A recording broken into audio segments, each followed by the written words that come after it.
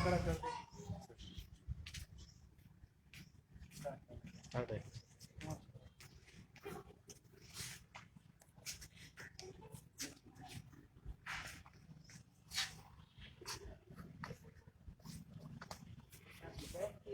अच्छा, ये गाय की बच्ची है, ये लेके आए हैं। इसको क्या मसला है, थोड़ा सा इनको बता दिए आपको। ये कितने दिनों से इसको मसला है? सर ये तकरीबन 22 दिन की है, 22-23। ये खुद 22 दिन 23 दिन की जी है। जी जी तो जब से पैदा हुई इनका ये मसला चल रहा है। जी जी, जब कड़ी हो जाती है बिल्कुल बिल्कुल। तो कुछ देखता रहती, नीचे बैठ जाती तो उठ नहीं सकती। हाँ उठ गया। और इसके खाना पीने का क्या हो है?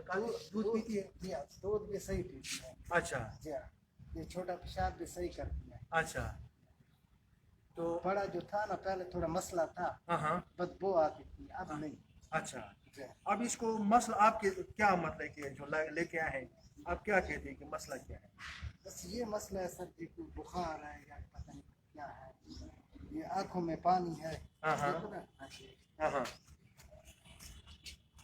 अच्छा, अब ये ओनर का तो आप लोगों ने सुन लिया, जो मालिक है, ये 22 दिन का बछड़ी है। अ, तो उस दिन से ये कह रहे गाती पीती भी सही है, लेकिन ये बैठ जाती, उठ नहीं सकती, आंखों से पानी भी आ रहा है। अभी हमने इसका टेम्परेचर ले लिया, बुखार चेक किया है, बुखार 105 फ़ारेनहाइट है इसकी, यानी बहुत ज़्यादा बुखार है इसको। तो इसके और भी कुछ अलामात वगैरह देख लेते हैं, ठीक है।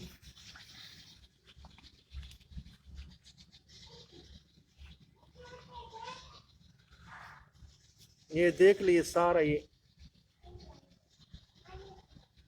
रगों में ये हेमोरेजिस टाइप है।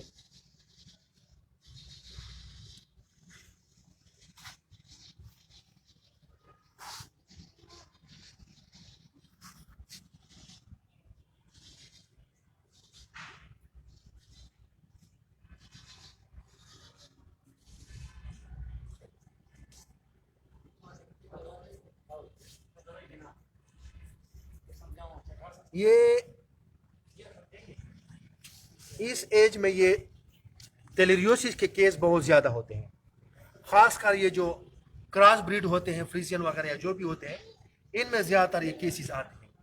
अब ये टेम्परेचर जो इसका 105 फ़ारेनहाइट है, ये भी प्रोटोजोअल डिजीज़ टेलेरियोसिस में ये है। और अभी जो मैंने चेक किया, ये पैरोटिड लिम्फ नोड है यहाँ पे, ये भी सूजे हुए हैं कान के नीचे। पैरोटिड लिम्फ नोड इसको कहते हैं। यहाँ इनकी सूजन हो जाती है, क्योंकि ये कान इस एरिया को डिफेंस सिस्टम के तौर पे जो है ना इनको बचाते हैं।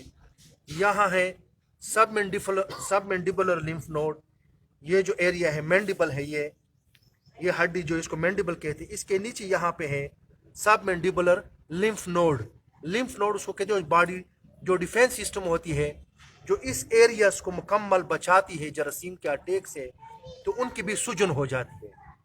जब ये जरासीम इनके कंट्रोल से ज़्यादा हो जाते हैं तो उस आर्गन की सूजन हो जाती है, तो इनकी भी सूजन है।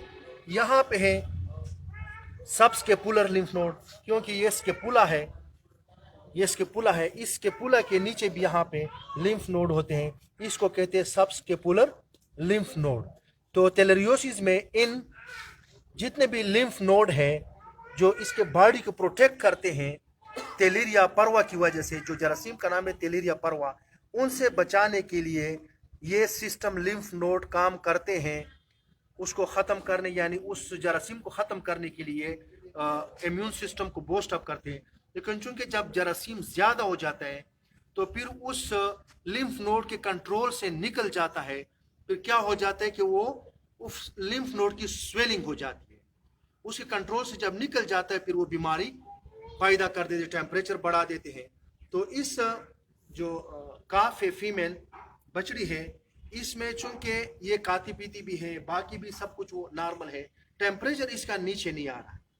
अब कुछ ना कुछ मेडिकेशन इसने की, लेकिन उन्होंने प्रॉपरली जो इसके लिए मेडिकेशन है एंटी प्रोटोजोल, वो मेडिकेशन अभी तक नहीं दिया हुआ है। ब्यूपारवाक्वेन है, ठीक है, तो वो मुख्तलिफ़ किस्म के प्रिपरेशंस में आते हैं।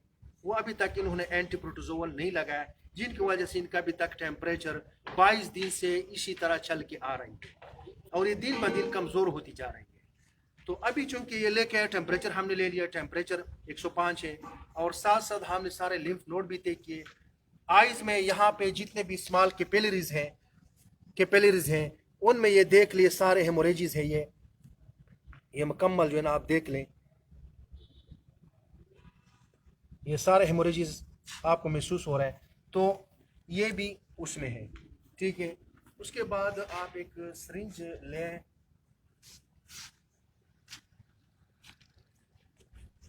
इसके ब्लड भी हम ले लेते हैं। ब्लड हम वहाँ पे लेबॉर्ट्री को भेज देते हैं, उससे मज़ीद भी कंफर्म करते हैं, क्योंकि एक होता है हिस्ट्री बेस पे हमने पूछा उनसे। उसके बाद होता है विजुअल एग्जामिनेशन, एक क्लिनिकल एग्जामिनेशन जब एक केस की करते हैं तो एक हिस्ट्री हम लेते हैं। दूसरा होता है विजुअल एग्जामिनेशन, विजुअल हमने देख लिया, उसका फिजिकल होती है, फिजिकल हमने देख लिया कि उसके लिम्फ नोड वगैरह स्वेलिंग है। उसके बाद जो हम स्टेथोस्कोप के थ्रू भी फिजिकली चेक करते हैं कि लंग्स रेस्पिरेटरी प्रॉब्लम उनमें किस कंडीशन का है।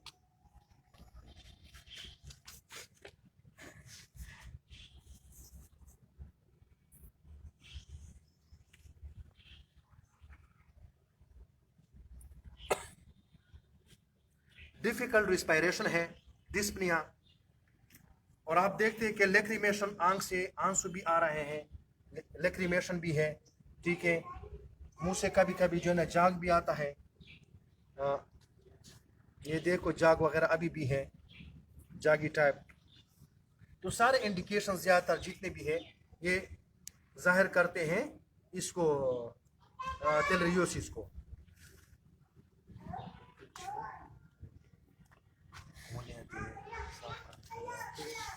स्पिरिट नहीं, बाल को हटाने के लिए कोई ब्लेड वगैरह, सीजर है।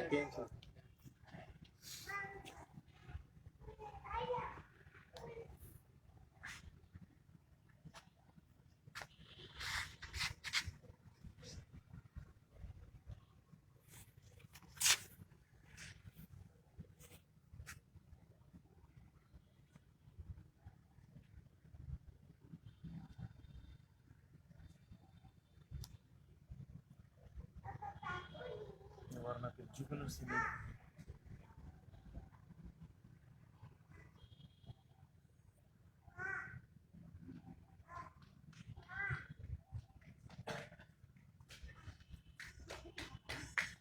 ये थोड़ा सा बाल वगैरह हटाते हैं ब्लड लेने के लिए।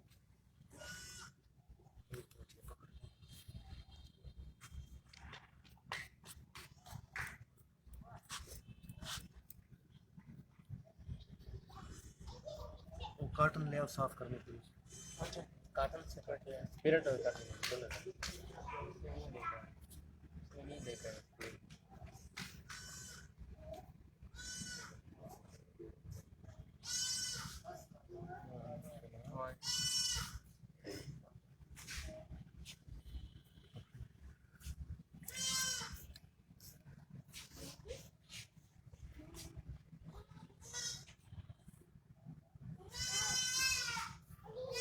क्योंकि टेलरियोसिस में अक्सर हम कोशिश करते हैं कि हम जो पेरिफेरल ब्लड वेसल्स होते हैं वहाँ से ब्लड लेते हैं, तो बहुत बेहतर होता है। अगर वहाँ से ब्लड नहीं मिल सकता या वो कोलेप्स टाइप है तो फिर उसके बाद आपको फिर जुगुलर वेन से लेना पड़ेगा कॉटन।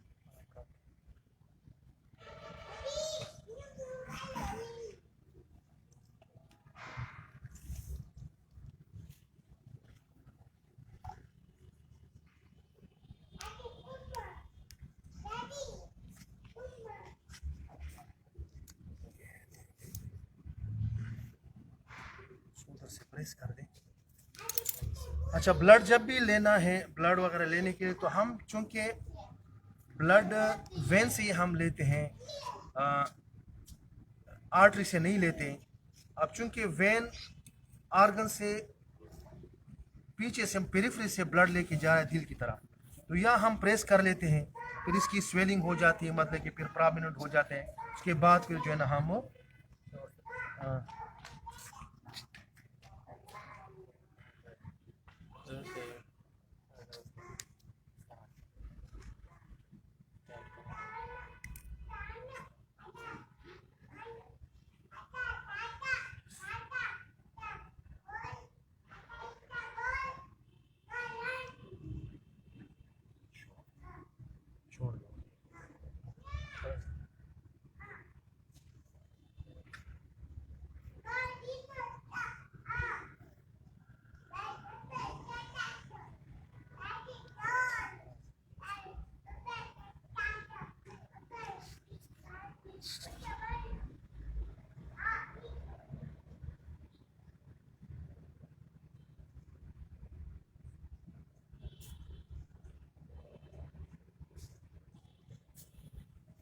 थोड़ा बहुत उसमें आ गया, लेकिन चूंकि खून की कमी उसमें है।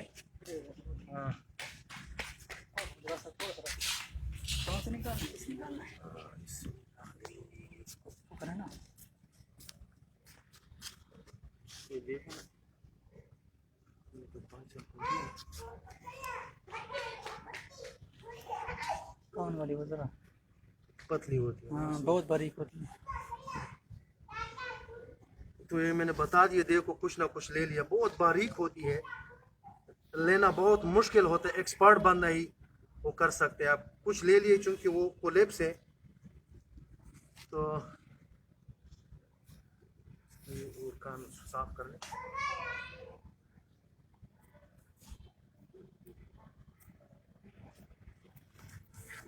ये जितने भी रेबिट खरगोश वगैरह ये होते हैं, इनमें अक्सर जो है ना फिर ये कान से लेते हैं।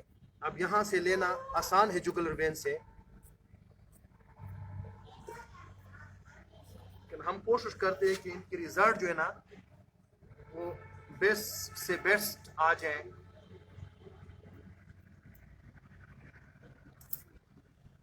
इसमें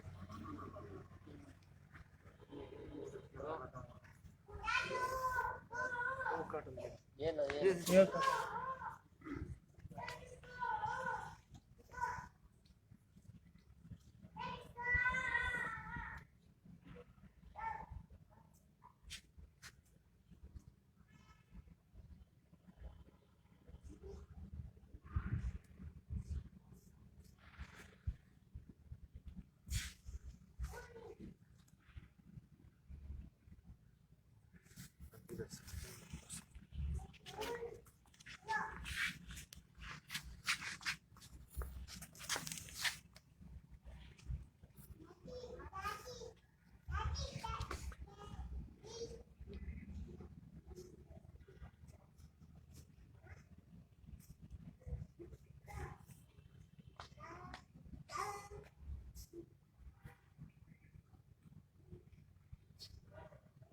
उधर से छोड़ दो।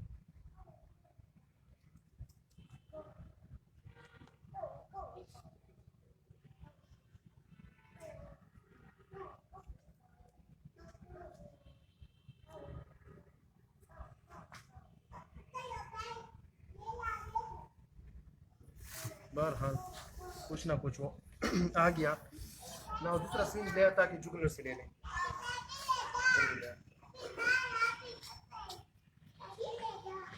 ये देख लें, लेकिन चूंकि कोलेप्स बहुत ज़्यादा है, नज़र नहीं आ रहा है, लेकिन एक तरीका है जो यहाँ से टेलिरियसिस और बेबिसियोसिस जितने प्रोटोजोअल डिजीज़ हैं उसमें हम लेते हैं। पेरिफेरल जो ईयर्स वेन्स होते हैं उसमें ज़्यादा प्रोमिनेंट होते हैं, इनका हम ये भी वो कर लेते हैं, लेकिन साथ जुगुलर वेन्स भी ले लेते हैं।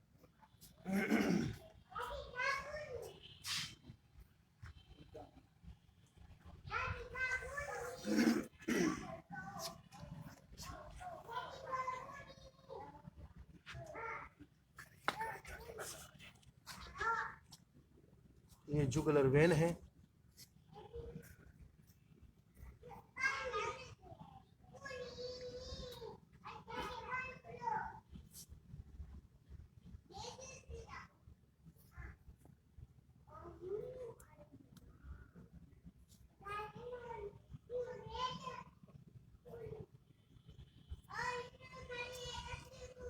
ये आ गया खून।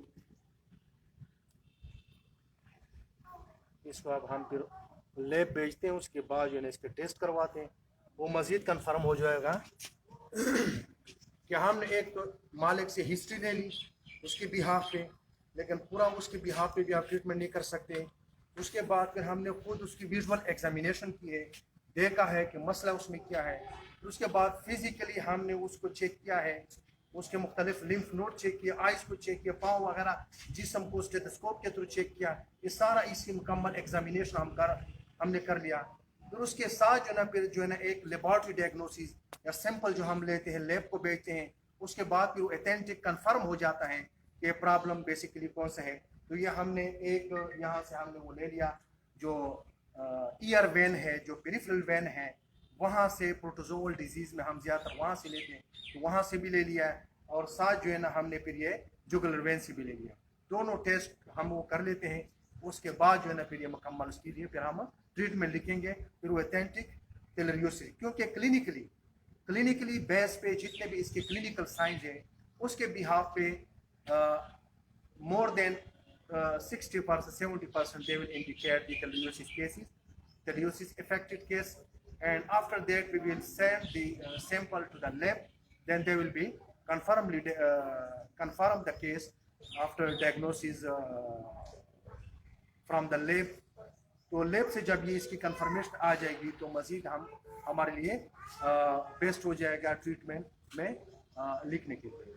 तो उसके बाद जो है ना इसके लिए फिर हम जो है ना जो भी इसके लिए प्रोटोजोअल डिजीज़ के लिए जो मेडिकेशन है, क्योंकि एंटीबायोटिक अलग है, वो एक अलग जरासीम होता है, जो प्रोटोजोआ है वो एक अलग जरासीम, उसके अपने मेडिकेशन होते हैं एंटी प्रोटोजोअल। तो उसमें ज़्यादातर जो है ना ब्यूपारवाक्वेन मोस्टली मुख्तलिफ़ कंपनियाँ वो बनाते हैं, मुख्तलिफ़ प्रिपरेशन में आते हैं, तो ब्यूटालिप के नाम से मुख्तलिफ़ कंपनी है, तो वो हम फिर लगाते उसके लिए मेडिकेशन जो भी डोज होता है वो देना पड़ा, और साथ कुछ टॉनिक वगैरह भी देनी होती है ताकि इसकी रिकवरी। टेम्परेचर के लिए हम रिकमेंड करते हैं कीटोजेक्ट है और मेडिकेशन है जो टेम्परेचर को कंट्रोल करते हैं, तो वो इसके लिए फिर रिकमेंड करेंगे और इंशाल्लाह ये रिकवर हो जाएगा, सेट हो जाएगा। लेकिन प्रॉपरली डायग्नोसिस जो है वो बहुत ज़रूरी है। ब्लाइंड डायग्नोसिस से फिर इतना ज़्यादा कंफर्म नहीं हो सकता ट्रीटमेंट। तो जितने भी फार्मर हजरात देख रहे हैं, बनाए मेहरबानी, पहले भी आप लोगों ने कह चुका हूँ कि जो ये चैनल मैंने बनाए हैं weight health and surgical clinic के नाम से, ये यूट्यूब पे भी है और फेसबुक पे भी है। ये इस बेस पे मैंने बनाया है, डॉक्टर अलमज़ेब नाम है मेरा। इस बेस पे मैंने बनाया है कि चूँकि जितने फार्मर हजरात जो लोगों ने घरों में पालते जानवर या जो फार्म वगैरह में इन्होंने रखे हुए हैं, ये छोटे छोटे मसले होते हैं जिनको पता नहीं होता, और उन छोटे छोटे मसले की वजह से वो बहुत ज़्यादा मुनाफे से जो फ़ायदा एक जानवर से ले सकते हैं उनसे महरूम होते हैं। तो वो चूँकि हम एक्सपीरियंस के बेस पे, क्योंकि हमारा रूटीन का काम ये होता है जानवरों को चेक करना और एक्सपीरियंस के बेस पे, तो वो छोटे छोटे बातें जो होती है वो आप तक हम पहुंचाते हैं ताकि आप अपने जानवरों से ज़्यादा फ़ायदा ले सकें, और कम से कम आप अगर छोटा मसले वो आप खुद हल कर सके अपने घर में, और जानवर से ज़्यादा फ़ायदा ले सकें। तो बराए मेहरबानी आप खुद इसको देखा करें, सुना करें, इनसे जो मैं लेक्चर देता हूँ, डिमॉन्स्ट्रेशन देता हूँ, उसके बारे में आप नॉलेज रखा करें और दूसरों तक भी इसको शेयर करें, पहुँचाएँ ताकि ज़्यादा से ज़्यादा लोग इससे फ़ायदा ले सकें। Thank you.